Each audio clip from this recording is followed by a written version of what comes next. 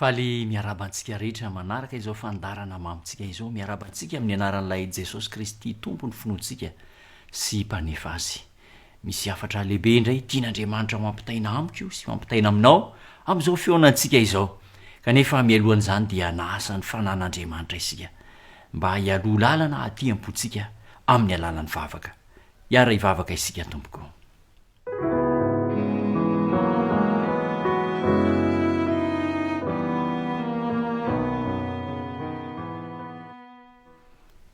Misaotranao lehibe zay tompo tsara indrindra ny an-danitro misaotranao zay satria mahagaga sy mahatalanjona ny fitantananao ny fiainana tsiraray avy mahery indrindra ianao mpanjaka ny mpanjaka ary mpamonjy mitondra ny vahaolana hanavotana anay amin'ity fionana ity dia mivavaka izahay mba hosokafanao avokoa ny fo mampananay tsiraray avy amin'ny alalan'ny fanahy masina ka handray ampitiavana ny teninao ary hitsimoka hamoa aty anatinay izany teninao izany tonononay izany vavaka izany amin'ny anaran'i jesosy zokinay ilay maty ny solonay teo amin'ny azy fijaliana ilay jesosy mpamonjy anay amen.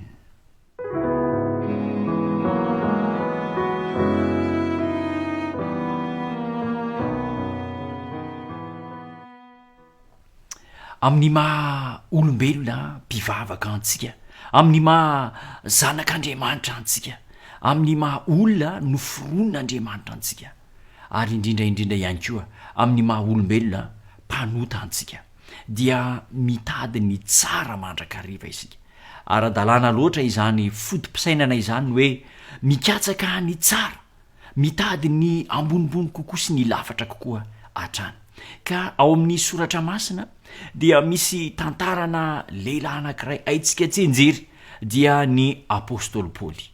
Apôstôly paoly izay apôstôly ny finoana apôstôly ny filazantsara nisy an-dalanteny zay nisoratan'ny apôstôly paoly voasoratra ao amin'ny timoty 2:4 andeha jerena ny soratra masina timoty 2:4 andininy 7 sy ny 9 timoty 2:4 andininy 7 sy ny 9 zao no ambaran'ny tenin'andriamanitra efa niady tsara aho nahatanteraka ny fiazakazahako aho nitahiry ny finoana aho hatr'izao dia tehirizina ho any satroboninahitry ny fahamarinana izay omeny tompompitsara marina ho ahy amin'izay andro izay ary tsy ho ahy ihany fa ho an'ireo rehetra izay tia ny fisehoany koa.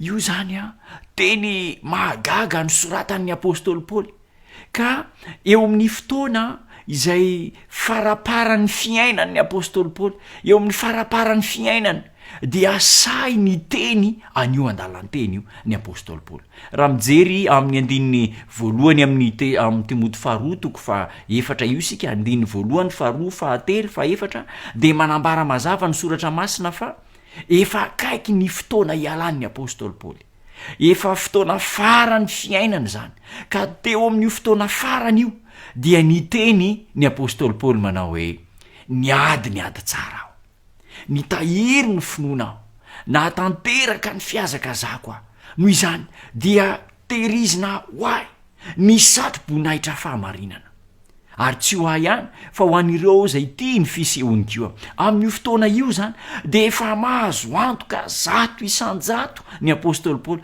fa efa voavonjy izy efa mipetraka any amin'ny seza fiandrianan'andriamanitra efa atokana ho azy ny famonjena efa tena mahazo antoka zany ny apôstôly paoly efa azo ny antoka fa ninona toe-javatra mitranga ao ariana dia voavonjy izy efa vonjen'andriamanitra ka tsy misy antoka lehibe noho izany ve ry namana malala ry mpijery ry mpiainy malala zany no tena antoka lehibe indrindra ny aminy hoe amin'izao fotoana ivelomanao zao avelomanao zao avelomako avelomantsika rehetra dia mahazo antoka ny famonjena isika tahaka ny hoe mandray ohatra kely zany isika de misy olona ankizy tanora manala fanadinana ka izao mbola eo am'le fotoana anaovana fanadinana de efa fantany fa ho afaka fanadinana izy rehefa miseho any am' gazety ny anaran'ireo afa-panadinana rehetra dia azo ny antoka fa miseho eo ny anara afa-panadinana izy na de mbola mety afaka volana maromaro aza afaka taona maromaro aza vao iseho ny valim-panadinana de am'izao fotoana hitenenan'izao de efa mahazo antoka izy fa afa-panadinana izany ko ty tantaran'ny apôstôly paoly ity mbola eto ambonin'ny tany izy mbola velona izy de mahazo antoka fa tehirizina ho azy ny satro-boninahitra fahamarinana azo antoka fa voavonjy izy azo antoka fa efa misy toerana ho azy any amin'ny fiainana mandrakizay ary zany neno programan'andriamanitra ry mpiainy malala zany ny programan'andriamanitra ry mpijery malala manaraka n'izao fandarana izao ny ahatonga antsika ahatonga azo antoka teny androany fa voavonjy isika tsy hoe sitrapon'andriamanitra ny ahatonga antsika hitaintaina mitaintaina lava eo ka mandra-piveriny kristiny amindrao ny lanitra de mitaintaina mitebiteby hoe voavonjy sa tsy voavonjy ka de mivavaka aloha zany atao zany ny fomba hivavahana fa mandraky tia ny androany hatram'izao de tsy haina ahoana na ahoana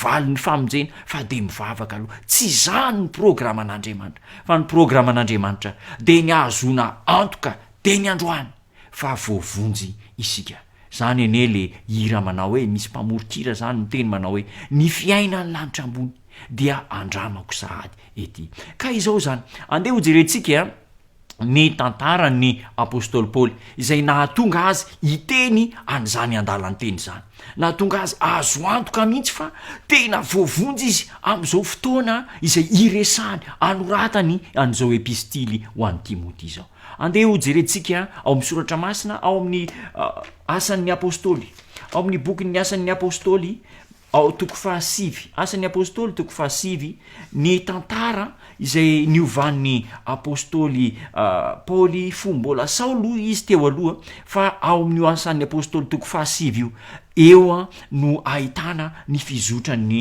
fiainan'ny saoly ny anarany taloha araky ny fantatsika dia mpivavaka izy mpivavaka nafana fo saingy tsy teo amin'ny fivavahana kristianina fa teo amin'ny fivavahana jodaisma ka ao amin'ny asan'ny apôstôly toko fahasivy rehefa mitantara ny niovan'ny saoly foa ny soratra masina de misy zava-mahagaga anaky telo lehibe ambaran'ny tenin'andriamanitra ao amin'ny andininy fahadimy asan'ny apôstôly toko fahasivy andininy fahadimy zao no lazain'ny tenin'andriamanitra asan'ny apôstôly toko fahasivy andininy fahadimy ary hoy izy iza moa ianao tompoko de hoy izy izao no jesosy izay enjenao niseho tamin'ny apôstôly tamin'ny saoly zany jesosy kristy niseho raha iny andeha hifofofo famonona fanenjena fandrahonana ny kristianina teny an-dalana iny de niseho jesosy niseho tamin'ny saoly jesosy ary io zany tsy ambarately voalohany ny famonjena miseho amin'ny saoly jesosy miseho kristy ny fanena tamin'i jesosy kristy isaoly zany raha ny fahitana an'le programany eto de izao andeha anenjika ny kristianina any jerosalema anenjika amin'ny teny frantsay de lazainy mihitsy hoe persécution tena fanenjena ka ny fanenjena misy karazany anakiroa fanenjena arabava manenjika arabava manaratsy manasoketa amin'ny lafi ny vava de misy koa fanenjena tena arabatana mihitsy izany hoe tena manao mialatsiny am'le fomba fiteny hoe hazalambo mihitsy tena mifofo ny aina ka ireo fanenjena roa ireo dia nataony saoly avokoa manenjika arabava ary manenjika mifofo ny aina de teny an-dalana te de ny fanena tamin'i jesosy izy le jesosy zay nenjeny le jesosy zay ny fofoany ny ainy de ny fanena tamin'i jesosy kristy ilay mpamonjy zay zany no midingana voalohany nafany apôstôly ny teny manao hoe ny ady tsara tehirizina ny finoana. Ny dingana faharoa de izao ao amin'ny asan'ny apôstôly toko fahasivy any andininy faharaiky ambin'ny folo. Asan'ny apôstôly toko fahasivy andininy faharaiky ambin'ny folo. Zao no ambaran'ny tenin'Andriamanitra. Ary hoy ny tompo tam'ilay Ananiasy zany zay ny rahan'Andriamanitra hoe mandehana makany amin'ny Saoly, jereo izy am'izao fotoana izao. Zao no ambaran'ny tenin'Andriamanitra. Ary hoy ny tompo taminy, mitsangana mandehana any amin'ny lalana atao hoe mahitsika izao ohatran'ny Jodasy izay lehilahy atao hoe Saoly avy any Tarsosy, fa indro efa mivavaka izy. Io zany no tsy ambarantely faharoa. Io ny dingana faharoa na tonga ny apôstôly Paoly iteny manao hoe tehirizina ho an'ny sadrim-poninahitra fiainana. Efa mivavaka izy. Efa tonga mpivavaka mafana fo. Efa niesan'ny fanan'Andriamanitra. Efa nitoetra tao amin'ny fanahy masina ka tonga mpivavaka mafana fo. Manaraka ny sitrapon'Andriamanitra.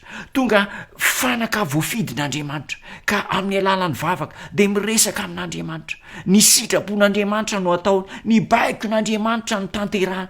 Efa mivavaka Saoly. Tena mpivavaka be Saoly. Zay ny dingana faharoa. Ary ny dingana fahatelo farany dia ao amin'io asan'ny apôstôly toko fahasivy ihany ka andininy faharaika ambin'ny folo. Andininy fahadimy ambin'ny folo azafady. Asan'ny apôstôly toko fahasivy andininy fahadimy ambin'ny folo. Zao no ambaran'ny tenin'Andriamanitra.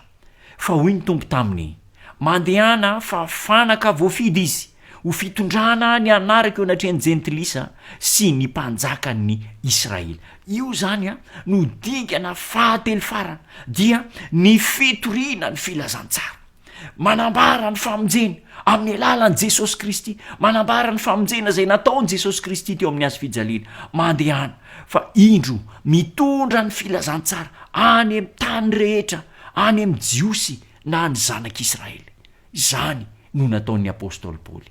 Ary hatreo de hitantsika fa nitety tanàna maro iny apôstôly Paoly, nitety vohitra maro, ary nitory ny filazantsara, nitory an'izany Jesosy Kristy, mpamonjy Jesosy mpanavitra izany. De rary ny loatra raha niteny ny apôstôly Paoly manao hoe tehirizina ho ahy androany ny sadrim-poninahitra fahamarinana. Efa azo ny antoka fa voavonjy ny apôstôly Paoly. Averina kely zany lay dingana anankitelo, ireo raiki-poy anankitelo zany. Ny voalohany dia mifanena amin'ny Jesosy, miaona amin'ny Jesosy, ilay Jesosy namonjy.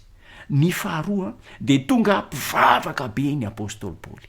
Lasa mpivavaka mafana fo ireo fotom-piainana, ireo fitsipim-piainana ara-pivavahana rehetra de niainany apôstôly Paoly. Ary ny fahatelo de izao, nitory ny filazantsara ny Jesosy Kristy apôstôly Paoly. Raha niteny apôstôly hoe tehirizina ho an'ny sadrim-poninahitra fahamarinana. Amin'ny maha kristianina antsika ihany koa dia azo ampiarina eo amin'ny fiainantsika ireo dingan'ny apôstôly Paoly ireo, ary tsy tokony hitady toe-javatra hafa intsony, vaovao intsony isika mba hatanteraka ny famonjenantsika, fa ampy izay nambarany ny tenin'Andriamanitra. Ny tompo hitantsika, ampahery antsika, ary ampitoetra izany teny izany mba ho velona ao am-pontsika. Ka mitovy amin'ny apôstôly Paoly dia afaka anantena koa isika manao hoe tehirizina ho ahy ny sadrim-poninahitra ny fahamarinana izay omeny ny tompo mpitsara marina amin'izay andro izay. Hitantsika ny tompo, hiaraka hivavaka isika.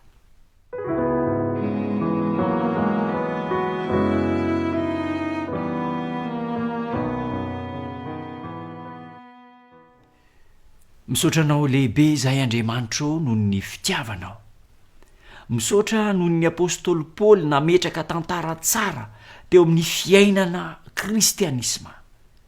Nampitaina taminay ny tsy ambarantely ny famonjena dia ny fiaonana amin'i Jesosy, ny fandraisana ny Kristy ho mpanjaka ny fonay, ary ny ahatonga anay ho mpivavaka mafana fo. Hanao ny sitraponao, anatanteraka ny baikinao, hifandray tsy tapaka aminao isan'andro. Zany no dikany hoe mivavaka ary mitory ny filazantsara, manaparitaka ny famonjena manerana n'izao tontolo izao, manerana ny toerana izay manodidina anay, ary tsy kely soroka hitory ny filazantsara. Dia afaka hiteny tahaka ny apôstôly Paoly izay manao hoe tehirizina ho anay ny sadrim-poninahitra fahamarinana. Izany no tombontsoa lehibe indrindra azonao omena anay amin'n'ity tany fandalovanay ity. Tehirizy ho mamy atao am-ponay izany, tehirizy ho ampiarina eo amin'ny fiainanay izany andalanteny lehibe izany, ka ho fiainana ho anay tsirairay avy. Amin'ny anaranao Jesosy Kristy tompo no anonana izao vavaka izao. Amen.